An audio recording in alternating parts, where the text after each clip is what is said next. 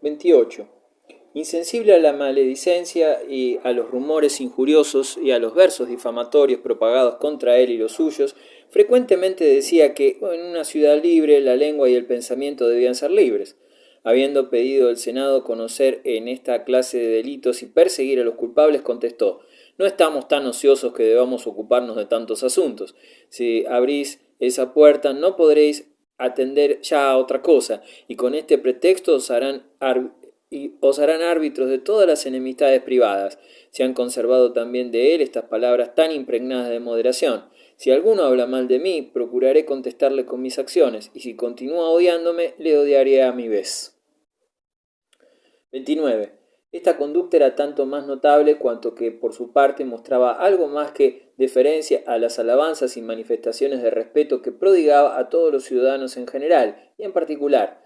Habiendo un día contradicho a Aterio en el Senado: perdóname, le dijo, si he hablado libremente contra ti, cual conviene a un senador. Y dirigiéndose enseguida a los demás, añadió: lo he dicho frecuentemente y lo digo otra vez, senadores, un príncipe que quiere la felicidad de la patria, que ha recibido de vosotros una autoridad tan grande, tan extensa, debe estar siempre al servicio del Senado, y con frecuencia hasta al de todos los ciudadanos, y algunas veces al de cada uno de ellos en particular. Lo he dicho y no me arrepiento, puesto que siempre he encontrado en vosotros señores benévolos y justos.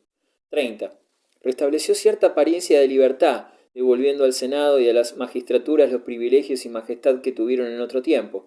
No hubo asunto importante o pequeño, público o particular, de que no diese cuenta al Senado. Consultábale acerca del establecimiento de impuestos, la concesión de los monopolios, construcción o reparación de edificios públicos, el levantamiento de tropas, el licenciamiento de soldados, el acantonamiento de las legiones y de las tropas auxiliares, en fin, acerca de la prórroga de los mandos, la dirección de las guerras extranjeras y las contestaciones que debían darse a las cartas de los reyes, y hasta acerca de la forma en que debían redactarse estas respuestas.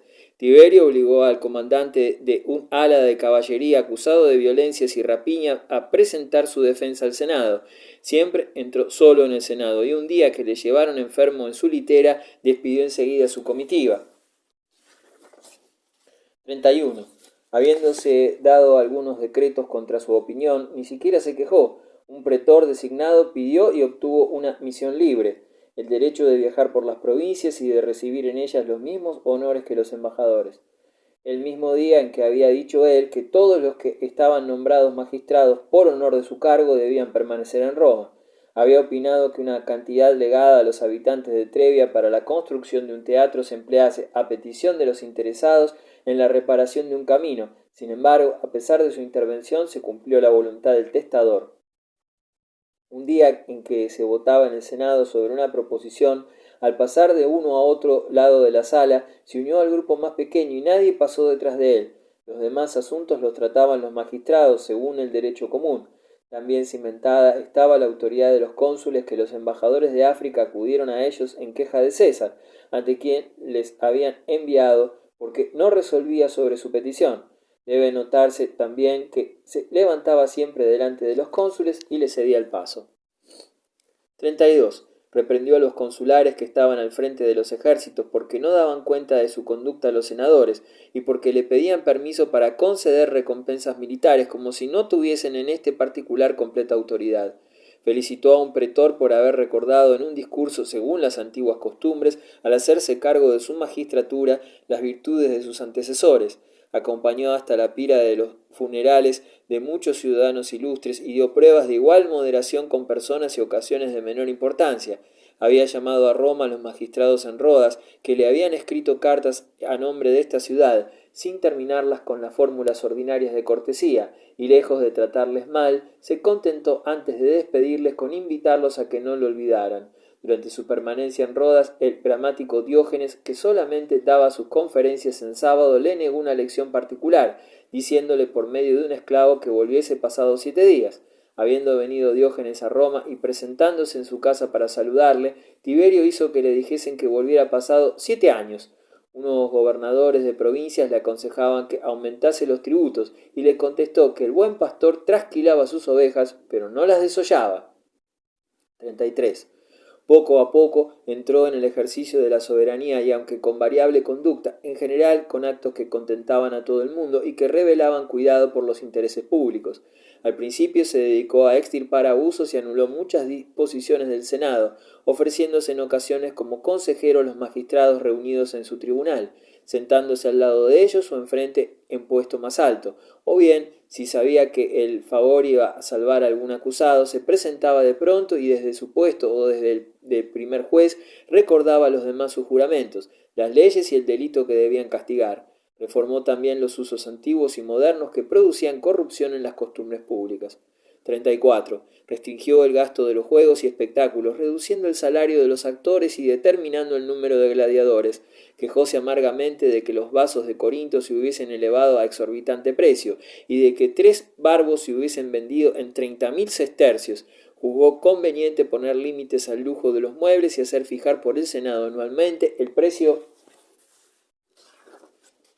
de los artículos de alimentación.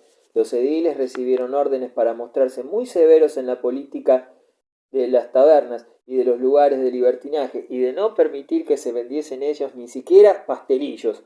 Para dar ejemplo de economía, hacía servir en su casa en las comidas más solemnes viandas del día anterior, ya empezadas, como la mitad de un jabalí, diciendo que aquella mitad era tan buena como el cuerpo entero. Abolió también el uso de besarse todos los días y prohibió prolongar más allá de las calendas de enero el cambio de regalos de primero de año. Acostumbraba a devolver en el acto y por mano propia el cuádruplo de lo que le hacían, pero cansado de que le distrajeran a cada momento durante todo el mes, aquellos que no habían podido visitarle el primer día, no devolvió ya nada. 35. Restableció la antigua costumbre de que un consejo de familia acordase por unanimidad los votos el castigo de las mujeres adúlteras, que no tenían acusadores públicos. Relevó de su juramento a un caballero romano que había prometido no repudiar jamás a su esposa y que por consiguiente no podía expulsarla, a pesar de haberla sorprendido en adulterio con su yerno. Mujeres que habían perdido la reputación para ponerse al abrigo de las penas que dictaba contra ellas la ley y librarse de los deberes de incómoda dignidad, habían tomado el partido de declararse cortesanas. Habíase visto también jóvenes libertinos de los 2 primeros órdenes hacerse tachar de infamia por un tribunal, para tener enseguida, a pesar de las prohibiciones del Senado, derecho para presentarse en el escenario del teatro o de la arena. Tiberio los desterró a todos, para que no se creyese encontrar refugio en estos artificios. Despojó de la lacticlavia a un senador que había ido a vivir en el campo por las calendas de julio, con objeto de alquilar después en Roma casa más barata, habiendo pasado el plazo de arriendo. A otro quitó la cuestura por haber repudiado al día siguiente del sorteo a una mujer con la que se había casado el día anterior. 36. Prohibió las ceremonias extranjeras con los ritos egipcios y judaicos, y obligó a los que profesaban estas supersticiones a quemar las vestiduras y todos los objetos que servían para su culto. Repartió la juventud hebrea so pretexto de servicio militar en las provincias más insalubres, expulsó de Roma el resto de esta nación y a todos los que formaban parte de estas sectas, bajo pena de perpetua esclavitud si regresaban. También desterró a los astrólogos, pero les permitió volver bajo la promesa que le hicieron de no ejercer más su arte. 37. Cuidó muy especialmente de que no se turbase la paz con asesinatos, latrocinios y sediciones. Colocó en Italia mayor número que antes de puestos militares. Estableció en Roma un campamento para las cohortes pretorianas, repartidas hasta entonces en la ciudad e inmediaciones. Reprimió con severidad los tumultos populares y atendió principalmente a prevenirlos. Habiéndose cometido un homicidio por una cuestión sobrevenida en el teatro, desterró a los jefes de los partidos rivales y a los actores por quienes se habían disputado, y nunca quiso llamarles, a pesar de cuantas instancias le hizo el pueblo. Los habitantes de Polencia habían detenido un día en una plaza el entierro de un centurión priliario y no le habían dejado partir hasta después de haber arrancado por fuerza a los herederos una cantidad de dinero para un espectáculo de gladiadores. Tiberio mandó desde Roma una cohorte y otra del reino de Cotio, ocultando el motivo de su marcha, y entrando de repente en la ciudad por todas las puertas, desnuda la espada y al son de trompeta, encadenaron a perpetuidad a la mayor parte de los habitantes, hasta decuriones, abolió el derecho de asilo en todas partes donde lo había mantenido la costumbre. Los habitantes de Cícico habían cometido violencias contra ciudadanos romanos y les quitó la libertad que habían ganado en la guerra contra Mitridates. Durante su imperio no hizo ninguna expedición militar, conteniendo por medio de sus legados los movimientos de los enemigos, pero siempre tarde y como a pesar suyo. Con los reyes manifiestamente enemigos o sospechosos empleó quejas y amenazas con más frecuencia que la fuerza para contenerles. Atrajo a algunos de ellos a Roma con promesas y lisonjas, y no les dejó ya partir, encontrándose en este número Marobodo, el germano, Racúporis, el tracio, y Arquelao, el capadocio, cuyo reino redujo a provincia romana. 38. Durante los 2 primeros años de su advenimiento al imperio no salió de Roma y en lo sucesivo solamente visitó las ciudades vecinas y nunca más allá de Anzio, y esto raras veces y por pocos días. Con frecuencia anunció que visitaría las provincias y los ejércitos y casi todos los años hacía los preparativos de marcha. Reteníase los carruajes para él en el camino, preparaban las provisiones en los municipios y en las colonias, hasta consentía que se hiciesen votos solemnes por su viaje y su regreso. Por esta razón se le llamaba en burla Calípides, personaje que, según un proverbio griego, corría por el teatro sin avanzar nunca más de un codo. 39. Mas, cuando perdió sus 2 hijos, Germánico y Druso, muertos el uno en Siria y el otro en Roma, se retiró a la campaña, pensando todo el mundo entonces que no volvería nunca a Roma y que sucumbiría muy pronto. En efecto, no volvió a Roma, y pocos días después de su marcha, cenando cerca de Terracina en una casa de campo llamada La Gruta, desprendiéronse de la bóveda enormes piedras que aplastaron a muchos convidados y esclavos ocupados en servirles, librándose él contra toda esperanza. 40. Después de recorrer la campaña y haber hecho la dedicación del templo de Júpiter en Capua, como también la del templo de Augusto en Nola, pretexto de su viaje, marchó a Capri, gustándole mucho esta isla, porque solamente era abordable por un lado y por entrada muy estrecha, haciéndole inaccesible por los otros escarpadas rocas inmensamente altas y el abismo de los mares. Pero muy pronto lo llamaron las reiteradas súplicas del pueblo, asustado por el desastre que acababa de ocurrir en Fidenas, donde el hundimiento de un anfiteatro había hecho perecer 20.000 personas que presenciaban un combate de gladiadores. Pasó pues al continente y se mostró tanto más accesible a todos cuanto que, al salir de Roma, había alejado en todo el camino a los que se presentaban para verlo. 41. De regreso a su isla abandonó el cuidado del gobierno y desde aquella época no completó ya las decurias de los caballeros, no realizó ningún cambio en los tribunos militares, ni en los mandos de la caballería, ni en los gobernadores de provincias. Dejó España y Siria sin legados consulares durante muchos años. Dejó a los partos que ocupasen Armenia, a los dacios y sármatas devastar la Mesia y a los germanos la Galia, sin cuidarse para nada de las deshonras ni de los peligros del imperio. 42. A favor de la soledad y lejos de las miradas de Roma, entregóse al fin sin freno a todos los vicios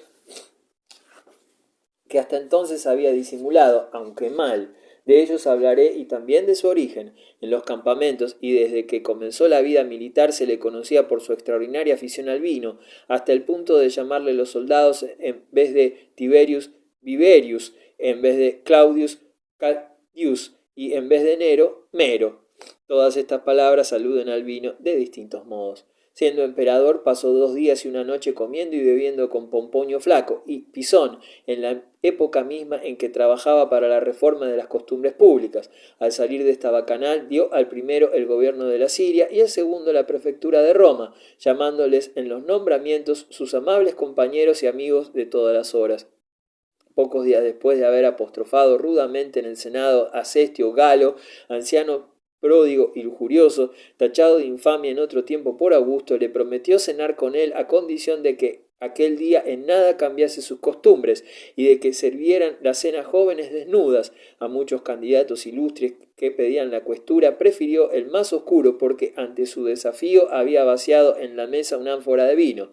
Dio 200.000 sestercios a Aselio Sabino por un diálogo en el que la zeta, el becáfijo, la ostra y el tordo se disputaban la preeminencia. En fin, creó un nuevo cargo, la intendencia de los placeres, y con él revistió a Cesonio Prisco, caballero romano.